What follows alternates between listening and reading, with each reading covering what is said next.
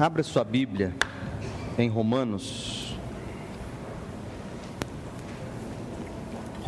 capítulo 16, versículos de 1 a 16.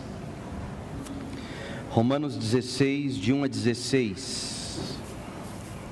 Chamo a sua atenção para esse texto, para pensarmos sobre os mecanismos da Igreja de Cristo.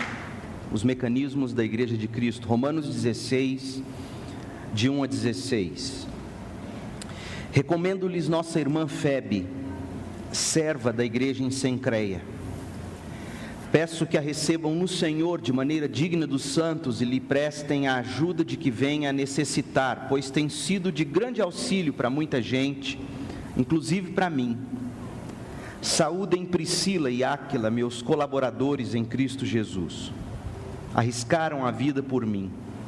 Sou grato a eles, não apenas eu, mas todas as igrejas dos gentios. Saúdem também a igreja que se reúne na casa deles. Saúdem meu amado irmão Epêneto, que foi o primeiro convertido a Cristo na província da Ásia. Saúdem Maria, que trabalhou arduamente por vocês. Saúdem Andrônico e Júnias, meus parentes que estiveram na prisão comigo. São notáveis entre os apóstolos e estavam em Cristo antes de mim. Saúdem Amplíato, meu amado irmão no Senhor. Saúdem Urbano, nosso cooperador em Cristo, e meu amado irmão Estaques. Saúdem Apeles, aprovado em Cristo. Saúdem os que pertencem à casa de Aristóbulo. Saúdem Herodião, meu parente. Saúdem os da casa de Narciso, que estão no Senhor. Saúdem Trifena e Trifosa, mulheres que trabalharam arduamente no Senhor. Saúdem a amada Pérside, outra que trabalhou arduamente no Senhor. Saúdem Rufo, eleito no Senhor, e sua mãe tem sido mãe também para mim. Saúdem Assíncrito, Flegonte, Hermes, Pátrobas, Hermas e os irmãos que estão com eles. Saúdem Filólogo, Júlia, Nereu e sua irmã, e também Olimpas e todos os santos que estão com eles. Saúdem uns aos outros com beijo santo. Todas as igrejas de Cristo enviam-lhe saudações. Amém. Senhor, abra agora as nossas mentes e os nossos corações para o que o Senhor tem a nos dizer sobre os mecanismos da Igreja de Cristo. Fale conosco, eu te suplico em nome de Jesus. Amém. No dia 17 passado, nós começamos uma série de mensagens intitulada A Igreja de Cristo em Romanos 16. Um tema que também poderíamos dar a esta série poderia ser a maravilhosa Igreja de Cristo. E naquela ocasião, há 2 domingos atrás, a gente pensou sobre a maquete da Igreja de Cristo. A gente viu numa reprodução em escala reduzida, mas fiel em aspecto, fiel em proporções, o cenário da igreja composta pelos primeiros cristãos ali em Roma. Em síntese, nós concluímos que Romanos 16 nos ensina a cara que a segunda igreja batista em Goiânia deve ter nesse mundo.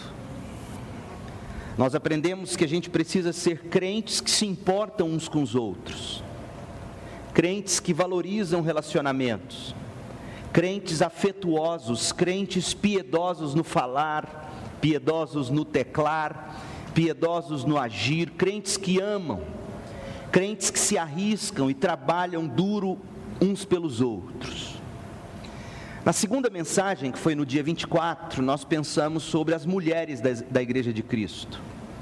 A gente viu como as mulheres da segunda igreja devem aprender com as mulheres da igreja de Roma sobre como devem ser as mulheres da Igreja de Cristo. Hoje, o nosso objetivo é aprender sobre os mecanismos da Igreja de Cristo. Ou seja, nós precisamos pensar sobre como cada membro do corpo de Cristo, cada um de nós, deve se dispor e deve se engajar de maneira que obtenhamos aqueles resultados para os quais Deus nos criou e nos inseriu nesse lugar. Nós somos salvos e fomos chamados para ser igreja, não apenas para atender a uma igreja, participar de uma igreja, congregar. Nós fomos salvos e fomos inseridos na igreja para servir. E a importância do tema, por que é tão importante para nós refletir sobre os mecanismos da igreja de Jesus? Irmãos, não adiantaria nada a gente conhecer a maquete da igreja, não adiantaria nada a gente saber qual é o papel dos homens, das mulheres, de cada um de nós na igreja, se na hora H a coisa travasse, as engrenagens se emperrassem e a coisa não virasse. Aliás, a gente sabe que há vários momentos na vida de uma igreja em que a igreja sabe seus papéis, entende o seu propósito, mas ela emperra, ela não gira, ela não anda. E aí, em vez de crescer em quantidade, em qualidade, ela decresce, ela adoece. Infelizmente isso tem acontecido com a maioria das igrejas. Não é à toa o fenômeno que nós vemos hoje acontecendo, onde igrejas, por exemplo, em Goiânia, isso não é só em Goiânia, mas igrejas tradicionais, antigas, com história, começam a perder pessoas para outros grupos e movimentos, ou até mesmo dentro da própria denominação.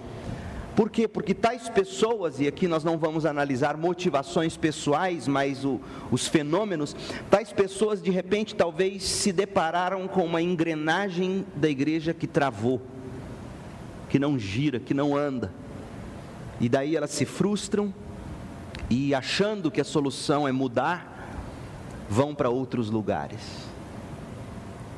Nós precisamos aprender sobre os mecanismos da igreja de Cristo. E quando a gente lê Romanos 16, dentre tantas verdades que a gente poderia observar no texto, a gente encontra 4 disposições claras e cristalinas que saltam aos nossos olhos. Porque, irmãos, eu sou da plena convicção de que numa cidade como Goiânia, por exemplo, o caminho não é a gente emburrar com a liderança de determinada igreja, dividir e sair para abrir outra igreja.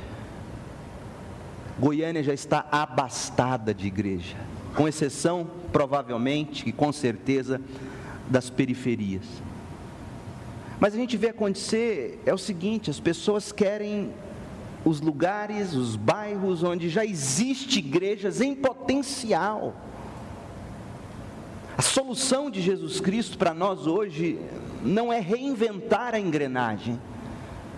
A solução de Jesus Cristo é colocar óleo na engrenagem que já tem, ao óleo do Espírito, e ver a coisa acontecendo de uma forma abençoada e abençoadora. Quando o Cristiane e eu começamos a orar sobre o momento de deixarmos a igreja em Campinas, em São Paulo, isso foi um ano e meio antes da segunda igreja cogitar nosso nome. Uma coisa muito clara nós já tínhamos entre nós: eu jamais assumiria um ministério dentro de Campinas, São Paulo,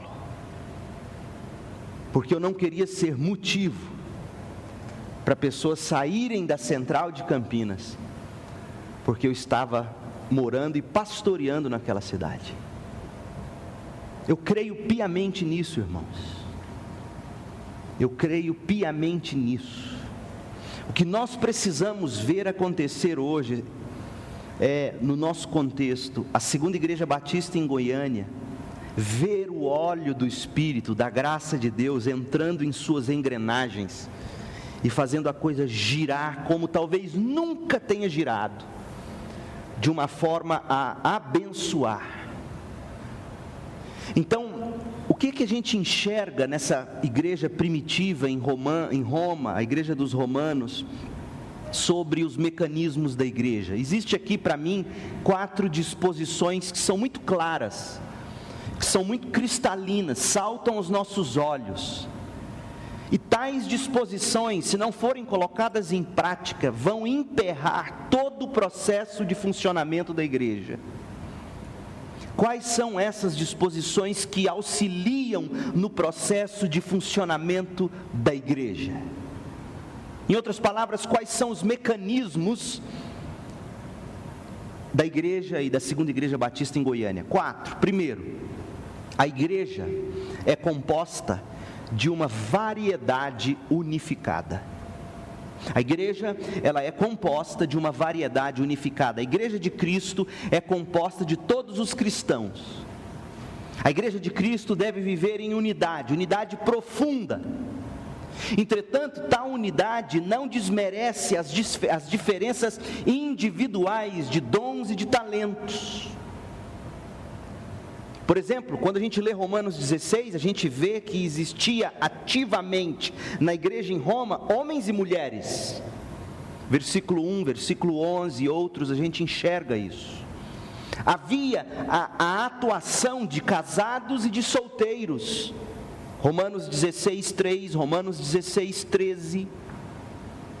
Existia, a gente enxerga nos versos 5 e verso 7, recém-convertidos e crentes maduros, ao mesmo tempo envolvidos, judeus e gentios, no versículo 11, pessoas tão diferentes culturalmente falando. Nós vemos nos versículos 1 e 5, que existia na igreja unidos em diversidade, ricos e pobres. Irmãos, em Campinas, certa ocasião eu batizei no mesmo dia quem hoje é o prefeito de Campinas, mas na época ele era deputado estadual, e um morador de rua.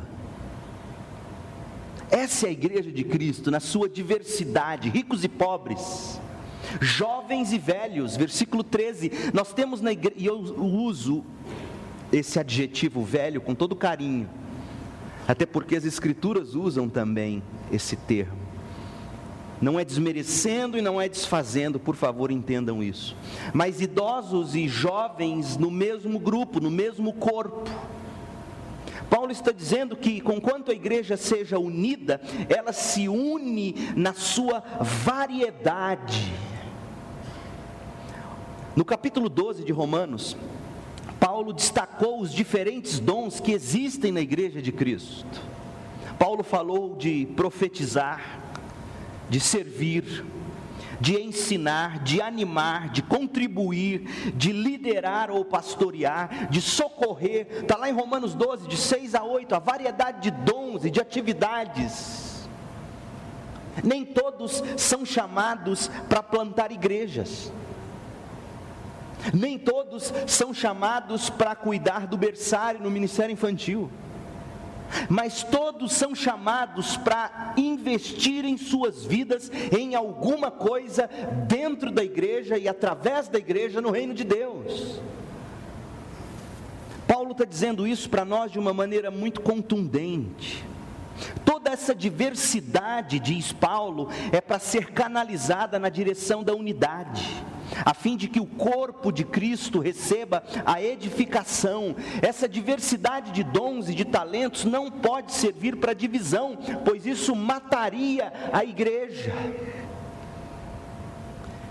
Agora, a motivação para se cultivar a unidade e a edificação, irmãos, chama-se amor. Essa é a motivação. Observe aqui em Romanos 12, que tendo Paulo falado dos diversos dons, versículos 6, 7 e 8, Romanos 12, tendo ele falado dessa diversidade, Paulo disse: agora eu preciso mostrar a vocês o que vai unir vocês em diversidade. E o que é que vai unir vocês em diversidade? Paulo diz: é o amor.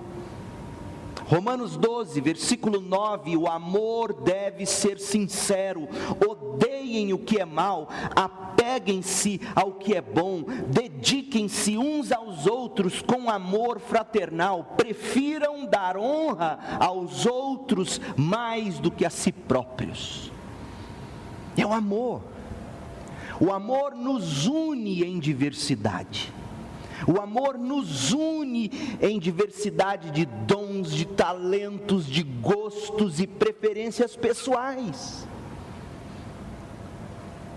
Escrevendo aos Efésios, Paulo disse a mesma coisa. Note o que ele diz em Efésios 4,16.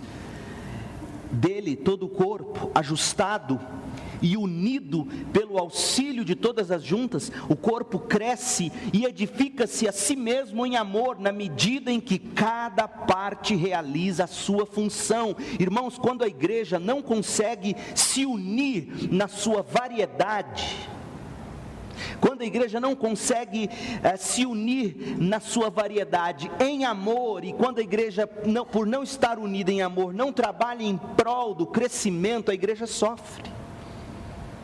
Como em qualquer organismo, a igreja sofre, a igreja definha, a igreja morre. A igreja precisa vencer essas barreiras, unir-se em variedades, homens, mulheres, ricos, pobres, casados, não casados, maduros com os imaturos, jovens com os idosos, culturas diferentes. Isso é ser igreja. A primeira disposição necessária para desencadear o processo de funcionamento da igreja é saber se unir em amor, na sua variedade, em prol da edificação mútua. É isso que Romanos 16 nos ensina. Leia de novo essa lista de nomes e veja as descrições que Paulo fala, e você vai perceber tantas pessoas tão diferentes, em tanta coisa, agindo em prol do mesmo objetivo, o reino de Deus. Por quê? Porque a igreja é composta de uma variedade unificada. Segundo, a igreja é conduzida por servos anônimos. A igreja é conduzida por servos anônimos. Irmãos, eu fico encabulado em ver como o nosso ego deseja aplausos e vitrines.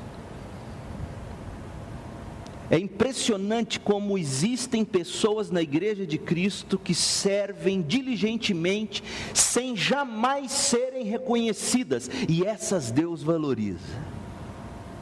E elas não são reconhecidas, talvez por não serem lembradas ou porque não querem ser citadas. Muita gente não quer ser citada. Romanos 16 nos dá diversos exemplos. Aqui Paulo menciona alguns nomes que eu e você jamais teríamos conhecido e muito menos sabido da função dessas pessoas na igreja se Paulo não tivesse as citado. Por quê? Porque são pessoas e eram pessoas anônimas. Febe, a serva bem-sucedida, a mulher de negócios bem-sucedida, mas que era serva e foi quem levou a carta aos romanos. Paulo escreveu, Febe levou. Nós ouvimos também de Epêneto, o primeiro convertido na Ásia. Maria, que trabalhou arduamente pelos crentes. Andrônico e Júnias, missionários notáveis que tinham sido presos. Urbano, que era o cooperador, Aristóbulo, Narciso e outros que lideraram pequenos grupos na igreja primitiva. A gente ouve de Trifena e Trifosa, irmãs que trabalharam arduamente pelos outros. Tem a mãe de Rufo, que foi mãe para Paulo, e tantos outros nomes que nós não teríamos conhecimento deles se Paulo não os tivesse citado.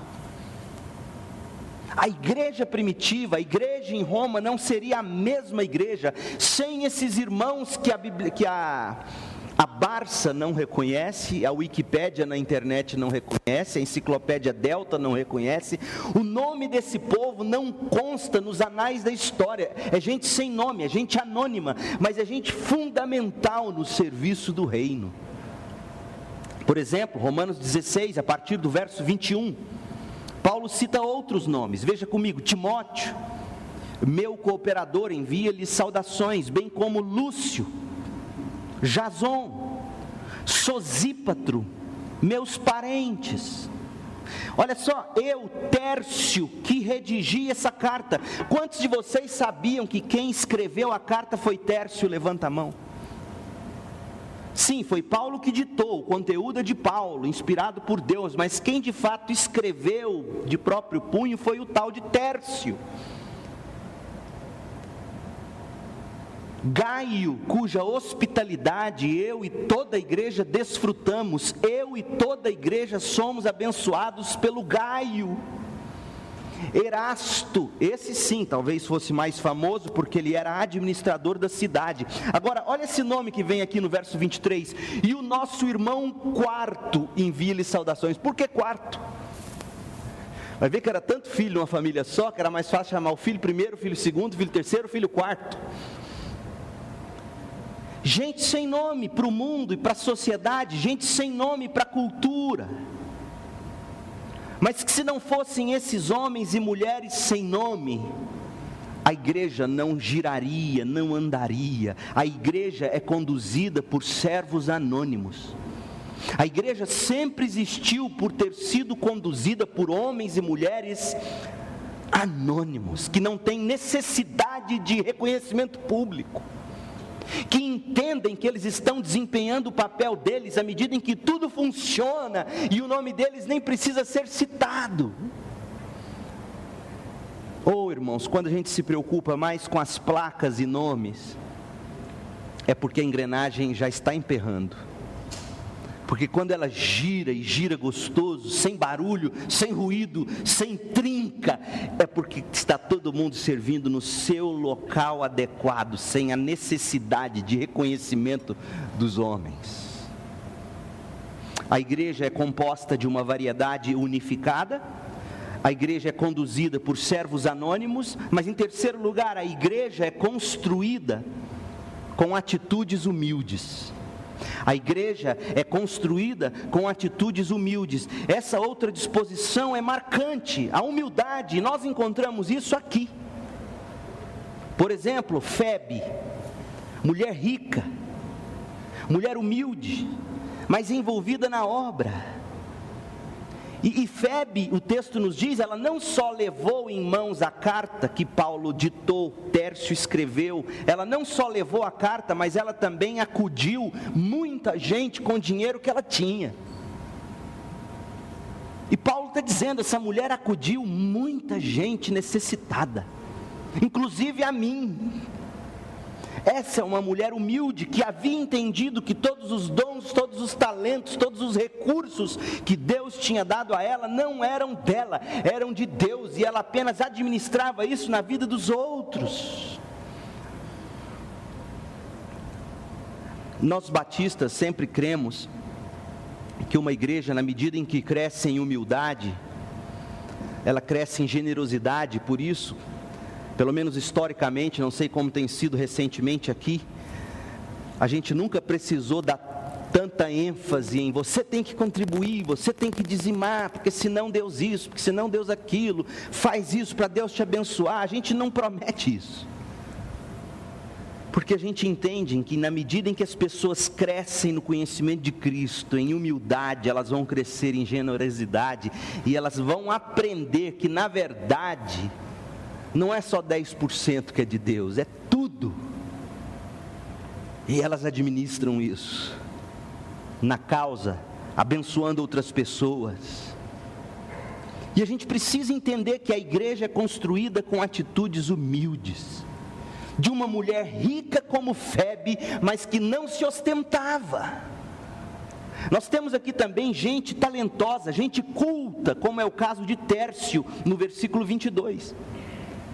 Esse homem de tão culto foi o homem que Paulo escolheu para redigir a carta aos Romanos. Da mesma forma que Lucas era culto, médico, e Paulo o usou para escrever o Evangelho de Lucas, o livro de Atos. Nós vemos aqui pessoas que têm PhD, que têm pós-doutorado, digamos, mas é gente humilde e que serve com seus dons, talentos e cultura a igreja do Senhor Jesus Cristo. Cadê os Tércios dos nossos dias, irmãos? Cadê aqueles jovens que vão para a universidade e estudam e aprendem e recebem do melhor, mas que de repente a primeira coisa que fazem é abandonar o reino e a igreja local onde poderiam dar tudo do melhor deles? Cadê esse povo? Cadê os Tércios que constroem com atitudes humildes as suas igrejas locais? Nos Estados Unidos existe um fenômeno que infelizmente no Brasil é desconhecido.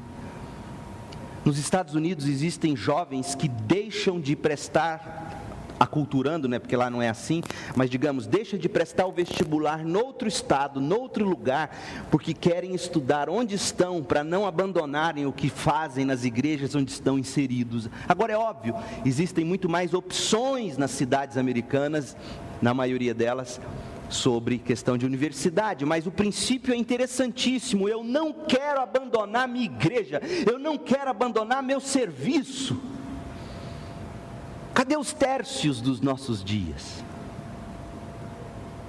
Como seria importante para as nossas crianças, desde cedo, desde pequena, vendo homens de estudo e de valor na sociedade, chegando cedo para dar escola bíblica dominical para eles. Isso é valioso, irmãos, isso é valoroso. Nós precisamos dos tércios, homens cultos. Nós precisamos das febes, mulheres cultas, que humildemente constroem a igreja. Agora, nós vemos gente empreendedora envolvida com a obra. É o caso de Priscila e Áquila. Casal envolvido no negócio de fabricação de tendas. Provavelmente não era coisa pequena. Homens empreendedores, mulheres empreendedoras, família empreendedora, que investia no reino, que ajudavam quem estava necessitado ao redor deles. Nós precisamos de gente assim. Nós precisamos de gente simples, como Maria, no versículo 6. Porque você poderia estar pensando, o pastor só está dando valor aos empreendedores, aos ricos, às mulheres ricas, aos homens ricos. Não, não sou eu, é o texto bíblico. E o texto bíblico também mostra uma mulher simples como Maria, dona de casa, talvez uma bordadeira, uma costureira, sei lá, uma mulher simples, que não era empreendedora, que não era culta e rica.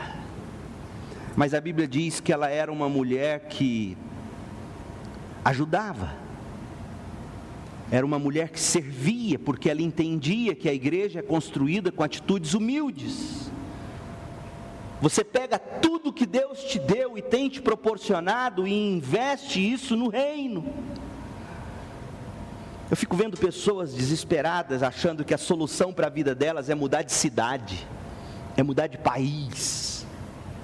E a pergunta essencial, a pergunta básica, elas jamais fazem, que é a seguinte: Deus, aonde eu estou, será que não é o lugar onde eu devo humildemente servir?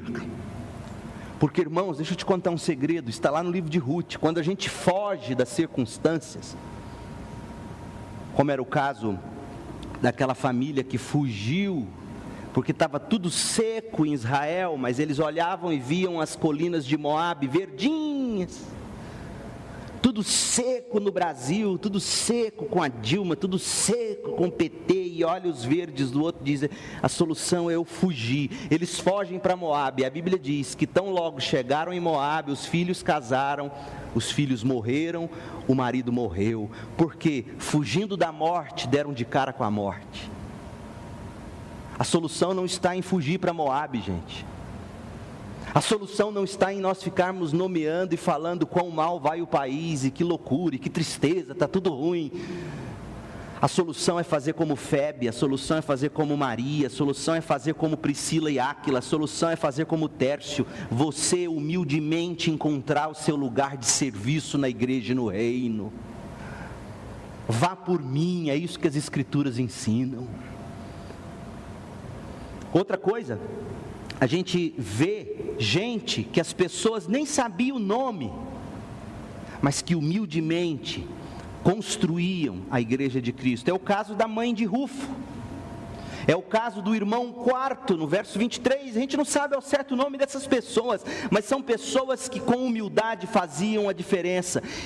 E nós, igreja, seríamos totalmente diferentes se nós aprendêssemos a servir com humildade, com os dons e talentos que Deus nos deu, levando em conta o princípio de Provérbios 27:2. Olha o que diz Provérbios 27:2: que outros façam elogios a você, não a sua própria boca, outras pessoas, não seus próprios lábios, ou seja, que a gente não se gabe do que Deus nos deu e do que Deus tem feito em nós e por nós, que a gente tão somente sirva. Aliás, Jesus diz assim, Mateus 5,16: assim brilhe a luz de vocês diante dos homens, para que vejam as suas boas obras, mas glorifiquem o Pai que está no céu, e não a nós mesmos. Não é problema algum verem nossas boas obras, não é problema algum reconhecerem nossas boas obras, desde que a glória seja dada ao Pai que está nos céus. Então a igreja é composta de uma variedade unificada, a igreja é construída por servos anônimos, a igreja é construída com atitude humilde e, em último lugar, a igreja é caracterizada pelo amor simplificado. Paulo demonstra o amor mais profundo por esses crentes de Roma, de uma maneira tão simples que incomoda. Gente, amar de forma simples é difícil, mas amar de forma simples é a forma bíblica. Você não vê Paulo soltando fogos de artifício, você não vê Paulo mandando Febe levar uma placa de reconhecimento, um buquê de flores, nada contra essas coisas. Mas o que você vê Paulo dizendo sobre essas pessoas revelam que o que a gente precisa fazer é aprender a amar na simplicidade, no dia a dia, na humildade. É muito mais difícil chegar na pessoa que você reconhece o que ela fez e dizer com carinho, com verdade: olha, que Deus te abençoe. É muito mais difícil fazer isso do que chegar em público e fazer aquele negócio. Que você acaba recebendo um pouco da glória, afinal de contas você está fazendo um grande reconhecimento. E olha o que Paulo faz. No versículo 1 ele recomenda a Febe, no versículo 3 ele saúda, no versículo 4 ele diz: eu sou grato a eles. No versículo 6 ele diz: eu reconheço que trabalham arduamente. No versículo 10 ele diz: olha, eu sei que são aprovados em Cristo. No versículo 12, eu sei que trabalham arduamente no Senhor. No versículo 13 ele diz: é crente, pois ele diz: é eleito no Senhor. Irmãos, o que essas expressões nos revelam? Elas nos revelam que o amor não precisa ser expresso de uma forma grandiosa, glamourosa. Aliás, quem não ama muitas vezes se esconde por trás desses disfarces pomposos. O que Paulo está ensinando é que a melhor forma de nós expressarmos carinho, cuidado e amor é de uma forma simplificada. Você sabendo que o irmão está passando a necessidade, você faz o cheque, ou pega o dinheiro, põe no bolso dele e fala: irmão, que Deus te abençoe. E ninguém precisa saber. Escreve o bilhete, escreve uma carta, mas encorajadora, abençoadora, ou manda um e-mail, ou manda aquela mensagem de encorajamento e diz: está aqui, irmão, é isso. E ninguém precisa saber. A quem honra, honra, a gente sabe disso, mas há de se começar pela forma simples, porque é possível ser glamouroso, é possível ser grandioso e não ter amor. Sabia disso? 1 Coríntios 13 fala disso. 1 Coríntios 13 diz: ainda que eu fale as línguas dos homens e dos anjos, ainda que eu fale coisas bonitas, se não tiver amor, eu só vou fazer barulho como um sino. Paulo está dizendo: é possível você fazer declarações públicas de amor a alguém e não amar. Ele vai dizer ainda, verso 2: ainda que eu tenha o dom de profecia, ainda que eu pareça piedoso e saiba todos os mistérios, ainda que eu tenha toda a sabedoria do mundo, todo o conhecimento, tenha uma fé capaz de mover montanhas, ainda que eu transpareça ser homem e mulher de fé, se eu não tiver amor, isso é nada. Tanta gente vaidosa, orgulhosa espiritualmente, porque fez isso, porque fez aquilo, porque fez... E Deus olha e fala assim: eu conheço seu coração, minha irmã, minha filha, meu filho, eu conheço, não existe amor aí não, existe vaidade. Jesus está dizendo que é possível falar, é possível se expressar, mas tudo sem amor. Olha o verso 3: ainda que eu dê aos pobres tudo que eu possuo, ainda que eu seja caridoso e entregue o meu corpo para ser queimado, se não tiver amor, nada disso me valerá. Você pode dar a contribuição que for, você pode quitar seu carnê de dízimo mensal, se é que existe isso, a gente sabe que não, mas se não for um coração movido pelo amor, você só vai fazer barulho. E Paulo está dizendo que uma igreja caracterizada pelo amor simplificado. Quando a gente lê essas saudações de Paulo em Romanos 16, a gente aprende que a igreja caracterizada pelo amor simplificado expressa esse amor em saudações sinceras do dia a dia. Não passa pelo outro sem olhar o outro, passa por cima do outro, fica encabulado de ver como é que crente consegue ser mal educado. Não sabe chegar nas pessoas no dia a dia com afeto, com carinho, com acolhimento caloroso no encontro semanal ou no encontro casual, no reconhecimento encorajador pelo trabalho prestado, na alegria por saber que o outro é de Jesus. Coisas simples, mas dificílimas, sejamos honestos. A igreja de Cristo, ela é composta de uma variedade unificada. A igreja de Cristo é conduzida por servos anônimos. A igreja de Cristo é construída com atitudes humildes. A igreja de Cristo é caracterizada pelo amor simplificado. Agora, eu quero concluir apresentando para você o abecedário dos crentes. Baseado nesse mecanismo da igreja de Cristo que Paulo nos mostrou, a gente poderia resumir isso num abecedário dos crentes. A, B, C e D. Vamos lá? A, aceite uns aos outros. Aceite a variedade em unidade. B, busque servir os outros, não queira ser servido. C, cultive a humildade. D, declare seu amor de forma simples, objetiva, concreta ao próximo.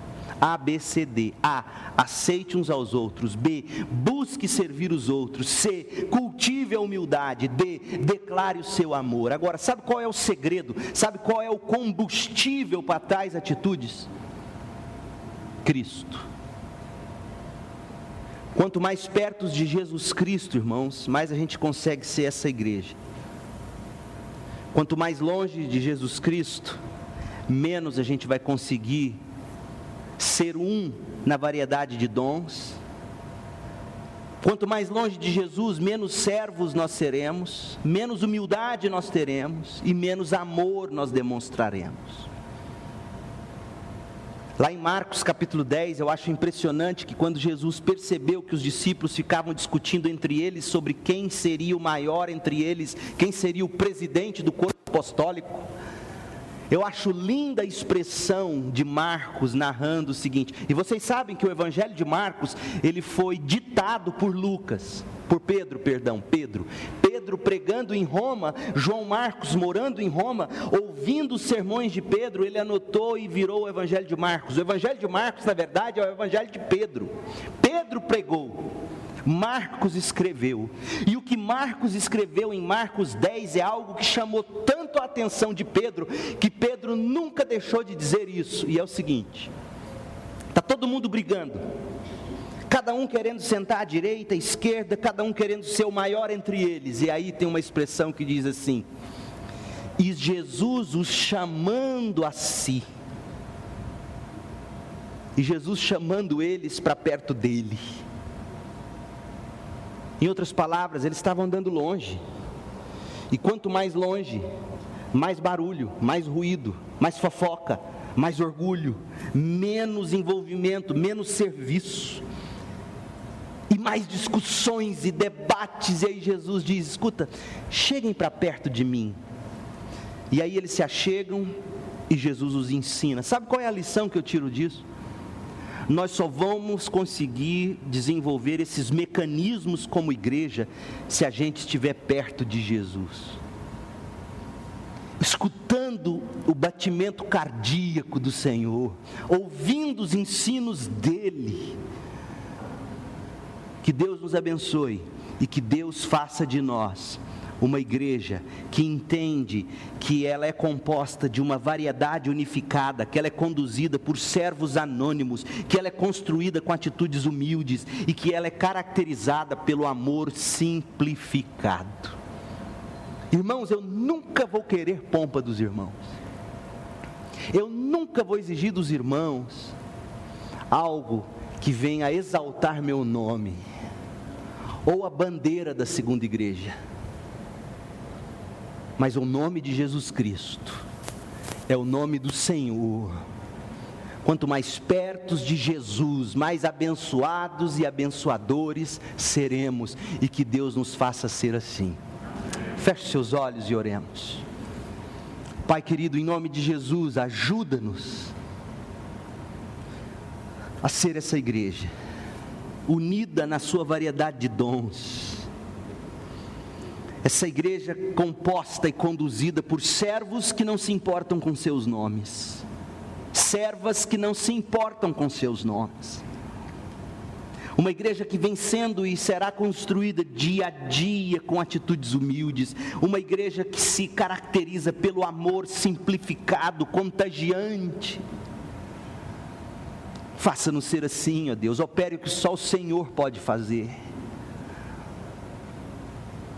E que a graça do Senhor Jesus Cristo, que o amor de Deus o Pai, que as consolações do seu Espírito estejam sobre nós hoje e por todo sempre.